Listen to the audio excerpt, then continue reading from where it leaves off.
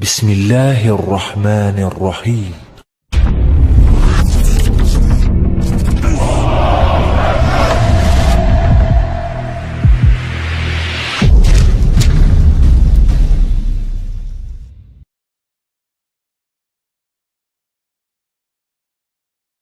Kalau tadi sekte, sekarang organisasi Yahudi yang diketahui dan dikenal oleh dunia. Salah satunya yang paling dikenal yaitu apa yang disebut organisasi Zionis, ya, yang sekarang orang menyebut Zionis Israel. Ya, ini paling terkenal. Nah, organisasi Zionis ini pertama kali muncul didirikan oleh seorang yang bernama Theodor Herzl. Ya. Dia ini seorang Yahudi dari Austria, ya, dari Wina. Wina ibu kotanya negara Austria, bukan Australia, Austria. Dia ini Yahudi dari Wina, ya, dari Austria. Dia mendirikan satu organisasi yang disebut Zionis. Ya, tahun 1860. Ini harus kita ketahui ini. Ya, kalau kita tahu ini dan tahu turunannya nanti ke depan, insya Allah, ya, sangat bermanfaat. Herzl mendirikan organisasi yang disebut Zionis tahun 1860. Ya, apa Zionis itu? Zionis diambil dari kata-kata Zion. Zion ini nama salah satu bukit yang ada di Palestina.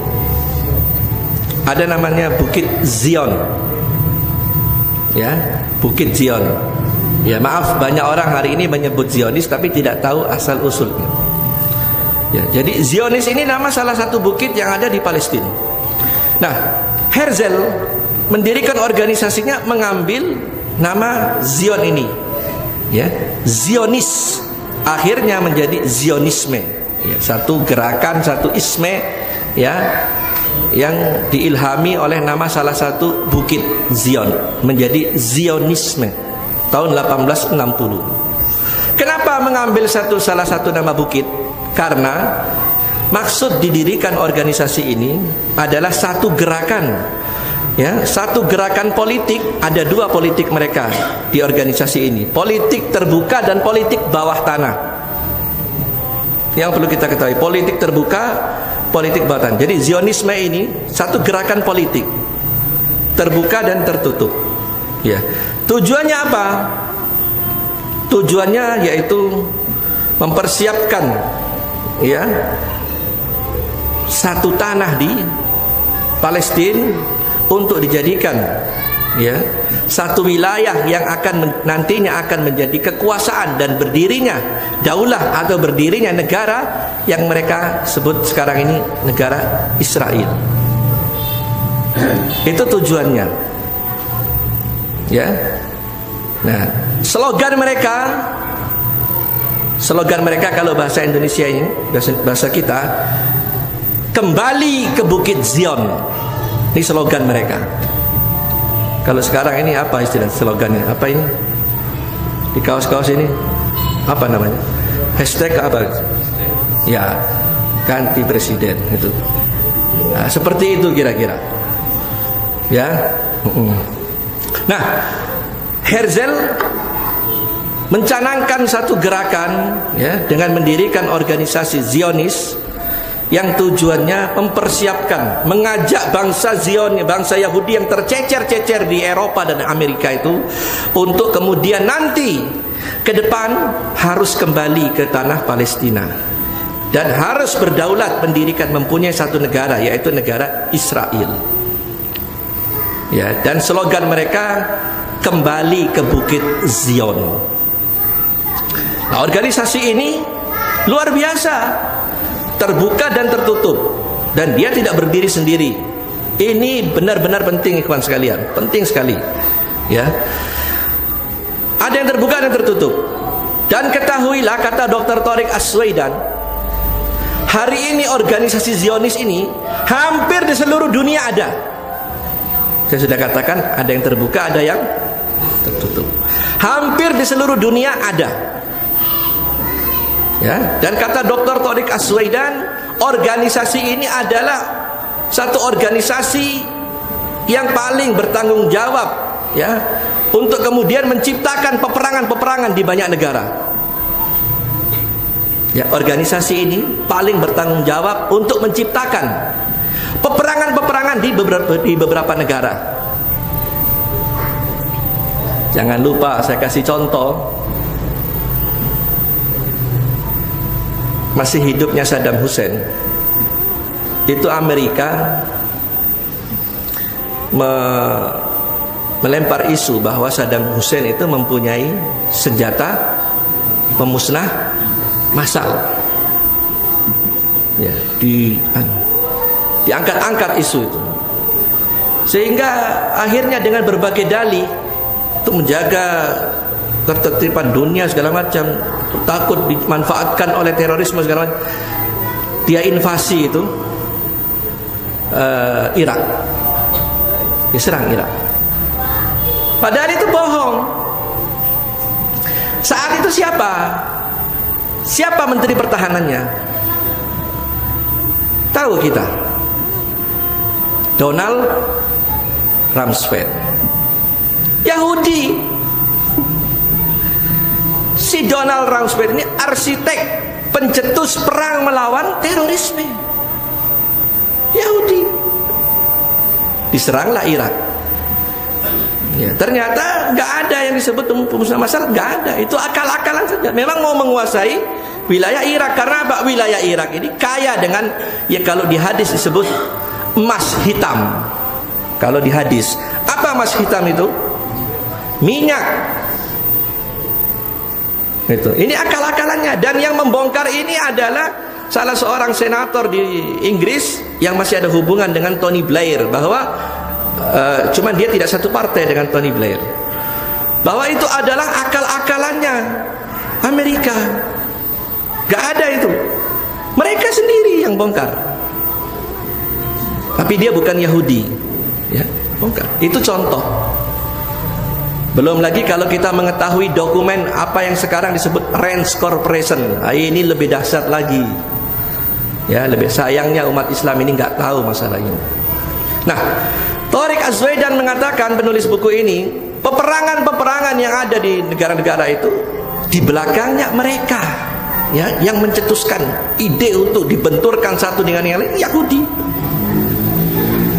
Mereka menguasai sumber-sumber ekonomi, menguasai politik, menguasai ekonomi. Ya, politik mereka kuasai, ekonomi mereka pegang. Ya, sistem keuangan, lembaga keuangan perbankan besar yang ada di dunia ini milik mereka, milik mereka. Jadi jangan kaget. Itulah hebatnya mereka. Mereka jumlahnya tidak banyak, ada di mana-mana, tapi segelintir orang ini mampu mengendalikan satu kekuatan negara-negara yang besar. Ya, ini hebatnya mereka. Allah memang kasih kelebihan. Ya, jadi politik mereka bisa kuasai, ekonomi bisa mereka kuasai. Ya, lembaga-lembaga keuangan dunia ada di tangan mereka. Salah satunya bos mereka siapa namanya? Ada yang tahu? George Soros. George Soros. Bahkan mereka mengatakan seluruh media-media ini sudah berhasil mereka pegang. Seluruh jaringan media internasional itu sudah berhasil mereka pegang. Dan ini diakui sendiri oleh salah satu pakar dari mereka yang namanya Anderson Ruskin Gibbs, seorang Yahudi Skotlandia. Ya, Anderson Ruskin Gibbs. Apa kata Gibbs ini? Kata Anderson Ruskin Gibbs, ada dua hal. Dengar baik-baik ini. Ada dua hal yang membuat kita patut bersyukur, kita patut senang. Ada dua hal. Ya. Apa dua hal itu? Yang pertama, kita sudah berhasil menanamkan paham-paham sekuler di negeri-negeri Islam. Ini. Ya, jadi mohon maaf, terus terang saja, pembahasan seperti ini hampir nyaris tidak pernah dibicarakan orang. Ngaji tauhid baik, harus bahkan. Tapi tahu tauhid tapi nggak tahu isi dunia juga keliru. Dia nggak tahu musuh sedang apa, musuh merancang apa. Sekuat apapun tauhidnya dia nggak bisa malah, karena di mereka dia nggak tahu apa yang sedang dikerjakan oleh musuh. Ya. Pertama yang membuat mereka berbangga dan bersyukur, kita telah berhasil menanamkan paham-paham sekuler di seluruh negeri-negeri Islam. Ya, seluruh negeri-negeri Islam. Ya, ini kata mereka. Dan ini terbukti. Apa sekuler ini? Sekuler ini kalau bahasa Islamnya paham yang disebut ilmaniun. Paham ilmaniun. Paham sekuler itu ingin memisahkan antara politik dan agama. Politik dan agama ingin dipisah, ada sekat. Jadi kalau bicara politik, gak usah bawa-bawa agama. Dan ini hampir seluruh negeri-negeri Islam berhasil. Coba aja kalau kita bicara di, mohon maaf ini, di forum-forum ya, politik resmi, kita angkat tangan, kita katakan interupsi, kita nggak setuju dengan pendapat, interupsi. Qala Allah Ta'ala fi kitabihil karim, berhenti. Baru kita baca qala Allah, berhenti, jangan bawa-bawa agama di sini. Ini bukan tempatnya, agama di masjid. Kata Rasulullah SAW begini, oh Pak, jangan campur adukkan, ini masalah politik. Kenyataan tuh seperti itu. Ya, walaupun ada juga ya yang mereka tidak bisa bantah. Tentunya tidak semua. Ada yang berani mengungkapkan kebenaran itu. Tapi biasanya mesti dibantah oleh banyak orang. Kalau dalam 100 orang, 2-3 orang bicara kebenaran, itu 90 lebih itu udah ya, menolak, jangan bawa-bawa agama. Ada 2-3 orang yang gigih, ya, dia ingin masuk, ya, menanamkan nilai-nilai agama, dia berjuang. Tapi oleh yang banyak ini ditolak. Karena apa? Paham sekuler itu sudah berakar dan berurat. Jadi sekuler ini, agama ini nggak boleh masuk wilayah politik. Jadi agama ini hanya laku di masjid. Jadi agama ini seperti peci ini, peci ini. Mau sholat dipakai, pluk. Habis sholat simpan. Jadi berfungsinya peci itu ketika mau sholat ya dipakai, pluk. Selesai sholat udah selesai. Ini kata Roskenjit. Kita telah berhasil menanamkan paham-paham sekuler di negeri-negeri Islam. Ya. Jadi ketika kita bicara agama di forum-forum seperti itu, kita angkat tangan, kita gagah mengatakan agama, yang banyak itu mesti menolak. Ini indikasi bahwa sudah terkena paham sekuler. Padahal ya, agama ini meliputi semua aspek, semua hal. Semua hal dibahas. Ya. Dan jangan lupa, ya, Nabi mengajarkan mulai dari masuk WC sampai urusan negara. Tapi ketika ini kita bicarakan gak laku. Karena apa? Paham sekuler sudah mendominasi. Dan jangan lupa, ya, Christian, ya, Dr. Christian Senok Hargronyo 23 tahun disekolahkan ke Mekah oleh Hindia Belanda. Kemudian ditugaskan di Aceh. Karena wilayah-wilayah Jawa dan yang lain-lain sudah mampu ditaklukkan Belanda, hanya Aceh nggak mampu ditaklukkan. Tiga kali tentara elit Aceh yang tentara elit Belanda yang namanya Marsose, Kopassus lah kira-kira. 3 kali itu tentara elitnya itu gagal jihad melawan orang-orang Aceh. Akhirnya mereka merubah pendekatannya, bukan lagi fisik perang, tapi pendekatan apa? Pendekatan intelektual. Dikirim Sunan Kalijogo, 23 tahun disekolahkan. Pulang ditugaskan di Aceh, rubah nama Abdul Ghaffar. Nikah dengan orang Aceh, jadi ulama, jenggotnya panjang. Bicara di masjid-masjid, banyak hadis palsu disampaikan oleh Sunan Kalijogo. Intinya apa? Ajaran Sunan Kalijogo dikatakan oleh Sunan Kalijogo persis ini. Kalau kita bicara politik, gak usah bicara agama. Politik itu kotor. Ya, umat Islam gak usah urus politik. Umat Islam gak usah urus ekonomi. Ya, umat Islam banyak ibadah, mendekatkan diri kepada Allah di masjid-masjid.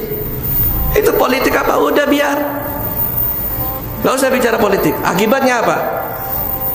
Tenggelam juga Aceh. Ya, Aceh akhirnya berhasil ditaklukkan juga. Karena apa? Umat Islam sudah jumud, sudah beku cara berpikirnya. Akibat apa? Paham sekuler yang disampaikan oleh Sunan Kalijogo. Nah, kalau sekuler sudah berhasil ditanamkan, lanjutan dari sekuler itu apa? Liberal. Liberal itu apa? Paham kebebasan. Dan hari ini sedang terjadi. Paham kebebasan. Orang bebas boleh berpikir apa saja. Halal haram itu urusan lain. Nikah sejenis halal. Ya toh? LGBT halal. Ini liberal ini. Liberal ini turunannya dari sekuler. Ini sudah berhasil. Jadi hati-hati. Nah, ini yang dimaksud oleh JIPS ini. Itu yang pertama. Yang kedua, kita telah berhasil menguasai jaringan media massa internasional. Ada di tangan kita. Media massa internasional ada di tangan kita. Ini kata JIPS. Ya, yang menyampaikan ini, yang menyampaikan persis dengan yang saya sampaikan. Yang saya sampaikan ini saya mengutip ya ceramahnya daripada Syekh Dr. Abdul Azam rahimahullah. Ya. Jadi kata Syekh Abdul Azam rahimahullah, JIPS itu mengatakan seperti ini. Jaringan pers semua dipegang di dunia ini, mereka pegang. Seluruh hal yang akan ketika diberitakan akan membawa keuntungan untuk umat Islam tidak boleh. Seluruh hal yang nantinya akan membawa keuntungan untuk umat Islam nggak boleh. Malah sebaliknya, kalau bisa lemahkan Islam itu dengan pemberitaan-beritaan. Hari ini kita bisa saksikan satu gelombang perlawanan, gelombang kekuatan dimulai dengan kasus ya 411, 211, sehingga umat Islam alhamdulillah bangkit segala macam. Lihat saja bagaimana sikapnya pers.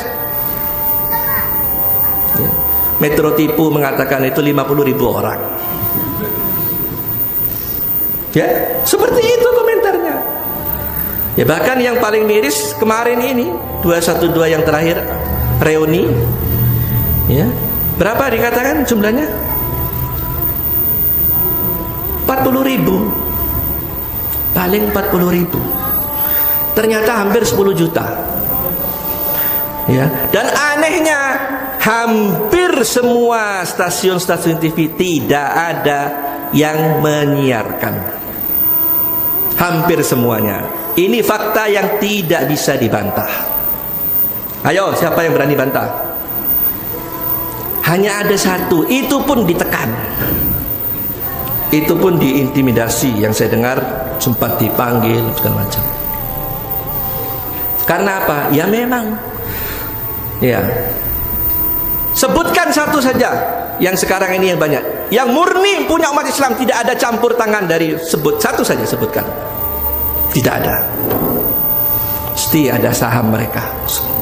Dan kalau sudah mereka masuk, mereka harus bisa mengatur. Itu dua hal yang harus kita syukuri. Ada dua hal lagi yang perlu kita waspadai. Apa dua hal? Nih kata JIPS ini. Yang pertama, munculnya merebaknya pondok-pondok pesantren. Jadi antum hati-hati, jangan sampai ikut-ikutan cara berpikirnya orang-orang sekuler. Fobi terhadap Islam. Banyak bermunculannya pondok-pondok pesantren. Dan yang dikhawatirkan oleh mereka pondok-pondok pesantren itu mengajarkan satu hal yang ditakuti oleh mereka. Apa itu?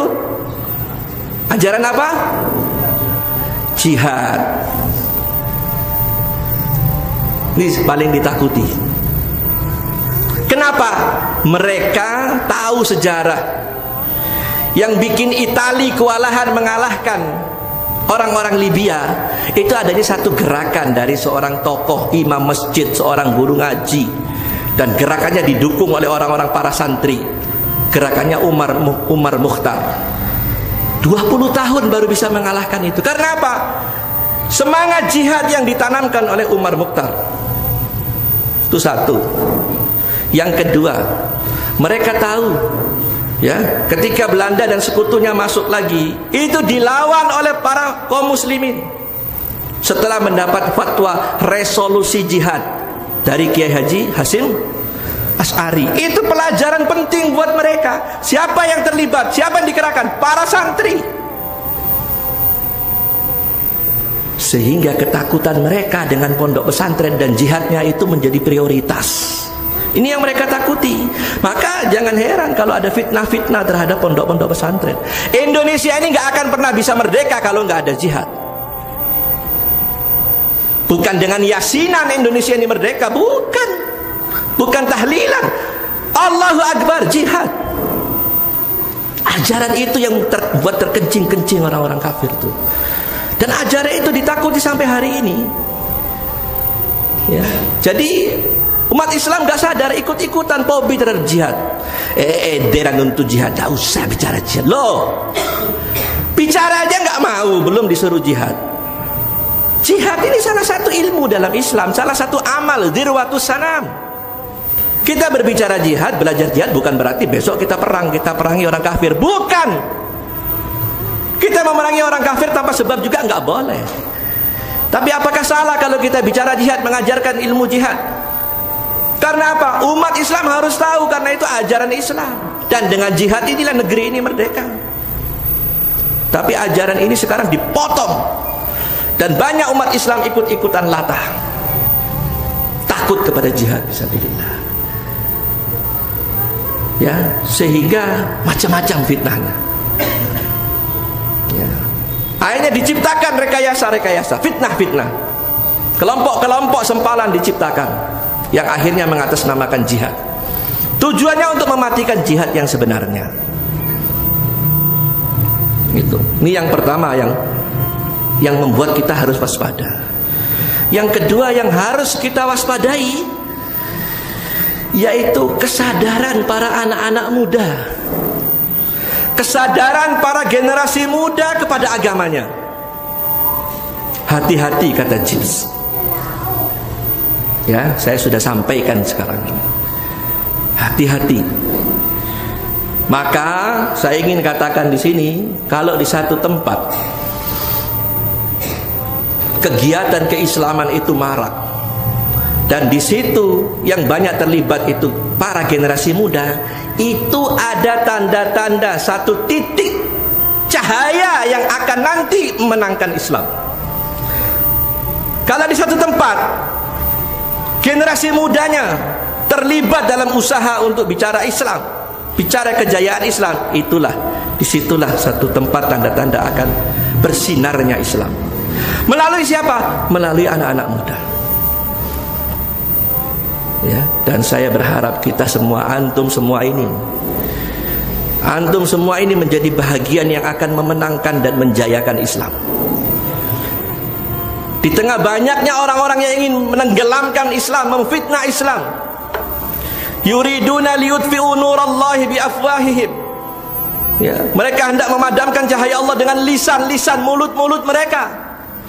Wallahu yutimmu nurihi walau karihal kafirun. Tapi Allah malah menyempurnakan cahayanya sekalipun orang kafir nggak suka. Ya, Allah bangkitkan para pemuda-pemuda, rijal-rijal.